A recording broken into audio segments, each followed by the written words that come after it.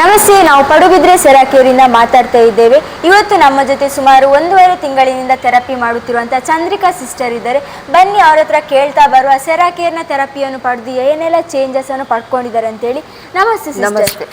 Sister, ನೀವೀಗ 1.5 ತಿಂಗಳಿಂದ ಸೆರಾಕೇರ್ನ ಥೆರಪಿಗೆ ಬರ್ತಾ ಇದ್ದೀರಿ. ನಿಮ್ಗೆ ಈಗ ಇಲ್ಲಿ ಥೆರಪಿಗೆ ಬರುವುದಕ್ಕಿಂತ ಮುಂಚೆ ನೀವು ಏನೆಲ್ಲ ಪ್ರಾಬ್ಲಮನ್ನು ಫೇಸ್ ಮಾಡ್ತಾ ಇದ್ರಿ? ನನಗೆ ಮೈಗ್ರೇನ್ ಇತ್ತು, ಸಾಧಾರಣ 25-30 ವರ್ಷದಿಂದ ಮೈಗ್ರೇನ್ ಇತ್ತು. ಆಮೇಲೆ ಬ್ಯಾಕ್ ಪೇಯ್ನ್ ಅಂದರೆ ಅದು ಡಿಸ್ಕ್ ಪೇಯ್ನ್ ಇತ್ತು, ಮತ್ತು ಪಾದದಡಿ ನೋವು, ವೆರಿಕೋಸು, ಮತ್ತು ನನಗೆ ಇದು ಸಿಸ್ಟ್ ಇದೆ ಅಂತ ಹೇಳಿದ್ದಾರೆ, ಫೈಬ್ರಾಯ್ಡ್, ಅದೆಲ್ಲ ಇತ್ತು. ಮತ್ತು ನಾನು ಫೈಬ್ರಾಯ್ಡಿಗೆ ಅಂತ ನಾನು ಕೆಲವು ಸಲ ಮೆಡಿಸಿನ್ ಮಾಡಿದರೂ ಕೂಡ ಅಲ್ಲಿ ಇವರು ಡಾಕ್ಟ್ರು ಹೇಳಿದರು, ಅದು ನೀವು ಇನ್ನು ಸ್ಕ್ಯಾನಿಂಗ್ ಮಾಡಿದ್ದೇನೆ, ಆವಾಗ ಫೈಬ್ರಾಯ್ಡ್ ಇತ್ತು ಅಂತ ಗೊತ್ತಾಯ್ತಲ್ವ. ಆವಾಗ ಡಾಕ್ಟ್ರು ಹೇಳಿದರು, ಬೇಡ ಮೆಡಿಸಿನ್ ಈಗ ಇದು ಸ್ವಲ್ಪ ಸಮಯ ಮಾಡಿ, ಮತ್ತು ನಿಮಗೆ ಮುಟ್ಟು ನಿಂತ ಮೇಲೆ ನಿಮಗೆ ಅದು ಸಿಸ್ಟ್ ತನ್ನಷ್ಟಕ್ಕೆ ಸಣ್ಣದಾಗ್ತಾ ಬರ್ತದೆ ಅಂತ ಹೇಳಿದರು. ನಾನು ಮತ್ತೆ ಸ್ಟಾಪ್ ಮಾಡಿದ್ದೇನೆ. ಆಮೇಲೆ ನಾನು ಸ್ಕ್ಯಾನಿಂಗ್ ಮಾಡಲಿಲ್ಲ. ನಂತರ ಮೈಗ್ರೇನು ಹೇಳಿದ್ದೇನಲ್ಲ, ಮೈಗ್ರೇನು ತುಂಬ ಅಂದರೆ ತುಂಬ ಇತ್ತು ನನಗೆ. ಈಗ ಅದೇ 25-30 ವರ್ಷನೇ ಆಗ್ಬೋದು. ನಾನು ಸ್ಕೂಲಿಗೆ ಹೋಗ್ತಾ ಇರುವಾಗಲೇ ಸ್ಟಾರ್ಟ್ ಆಗಿದೆ ನನಗೆ.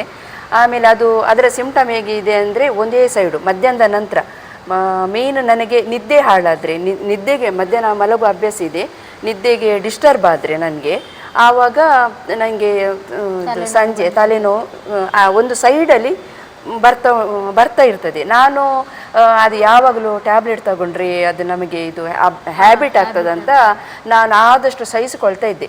ಸಂಜೆ ಆಗುವಾಗ ಜಾಸ್ತಿ ಆಗೋದು, ಆಮೇಲೆ ನನಗೆ ವಾಮಿಟ್ ಬಂದಾಗೆ ಆಗೋದು, ಬರುವುದಿಲ್ಲ, ಮಾಡಲಿಕ್ಕೆ ಬರುವುದಿಲ್ಲ, ಬಂದಾಗೆ ಆಗೋದು, ಬರುವುದಿಲ್ಲ. ಆಮೇಲೆ ನಾನು ಏನು ಮಾಡ್ತಿದ್ದೆ, ಬೆರಳು ಇದು ಗಂಟಲಿನ ತನಕ ಕೊಂಡೋಗಿ ಆಮೇಲೆ ವಾಂತಿ ಮಾಡ್ತಾ ಇದ್ದೇನೆ. ತಲೆಗೆ ಬಟ್ಟೆಯನ್ನು ಟೈಟಾಗಿ ಕಟ್ತಾ ಇದ್ದೇನೆ. ಮತ್ತು ನನಗೆ ಲೈಟು ನೋಡ್ಲಿಕ್ಕೆ ಆಗೋದಿಲ್ಲ, ಲೈಟಿನ ಬೆಳಕುಂಟಲ್ಲ ಅದು ನೋಡ್ಲಿಕ್ಕೆ ಆಗೋದಿಲ್ಲ ನನಗೆ.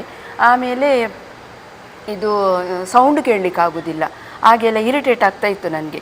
ಆನಂತರ ನಾನು ರಾತ್ರಿ ಹೊತ್ತು ರಿಕ್ಷಾ ಮಾಡಿಕೊಂಡೆಲ್ಲ ಎಷ್ಟೋ ಸಲ ರಾತ್ರಿ ಹೋಗೋದು, ರಿಕ್ಷಾ ಮಾಡಿಕೊಂಡು ನಾವು ಇದು ಡಾಕ್ಟ್ರ್ ಹತ್ರ ಹೋಗ್ತಿದ್ವಿ. ನಂತರ ಅವರು ಅಲ್ಲಿ ಮೊದಲು ನನಗೆ ಮೆಡಿಸಿನ್ ನನಗೆ ಇಂಜೆಕ್ಷನೇ ಕೊಡ್ತಾಯಿದ್ರು, ಒಮ್ಮೆ ಸ್ಟಾಪ್ ಆಗಲಿಕ್ಕೆ ಇಂಜೆಕ್ಷನ್ ಕೊಡ್ತಾಯಿದ್ರು.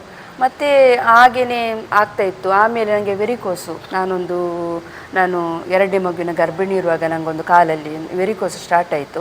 ನಂತರ ಹೆರಿಗೆಯಾಗಿ ಕೆಲವು ಟೈಮಲ್ಲಿ ನನಗೆ ಅದು ಅಲ್ಲಿಗೆ ಸ್ಟಾಪ್ ಆಗಿ ನನಗೆ ಜಾಸ್ತಿ ಆಗಲಿಲ್ಲ. ಪುನಃ ಅದು ಯಾವಾಗಲೊಮ್ಮೆ ನೋವು ಕಾಣ್ತಾ ಇರ್ತದೆ. ಮತ್ತು ವೆರಿಕೋಸಿಗಿಂತ ನಾನು ಮಾತ್ರ ಮೆಡಿಸಿನ್ ಮಾಡಿದ್ದಿಲ್ಲ, ಮನೆ ಮದ್ದು ಏನಾದರೂ ಹಾಗೆ ಮಾಡ್ತಾಯಿದ್ದೆ, ನೋವಿನ ಎಣ್ಣೆ ಎಲ್ಲ ಹಚ್ತಾ ಇದ್ದೆ.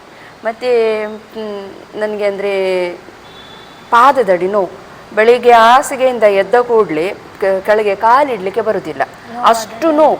ಆದರೂ ಕೂಡ ಮಾಡಲೇಬೇಕಲ್ಲ ಕೆಲಸ, ನಡೀತಾ ಇದ್ದೇನೆ.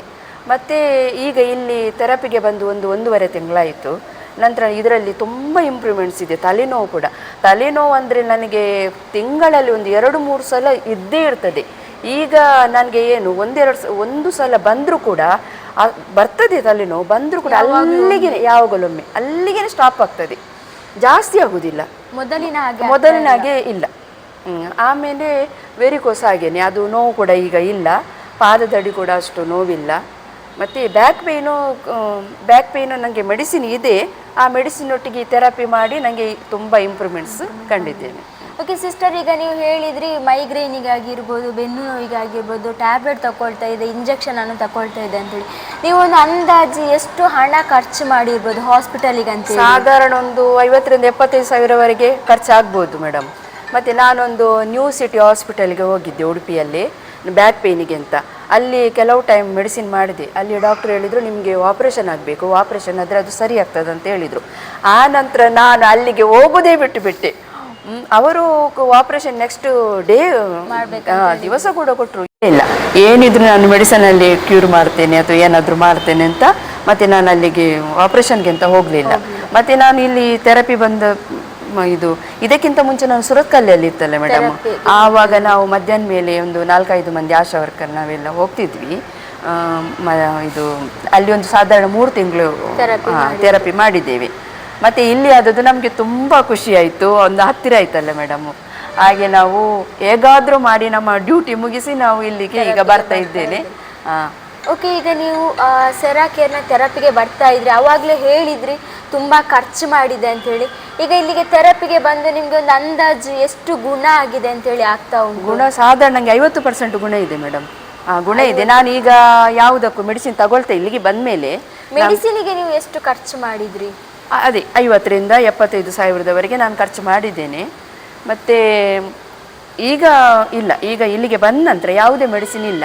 ಯಾವುದನ್ನಾದ್ರೂ ಸ್ಟಾಪ್ ಮಾಡಿದ್ದೀರಾ? ಸ್ಟಾಪ್ ಅಂದರೆ ತಲೆನೋವಿದ್ದು ನಾನೊಂದು ಪ್ಯಾರಾಸಿಟಮಾಲ್ ತಗೊಳ್ತಾ ಇದ್ದದ್ದು ಮೇಡಮು.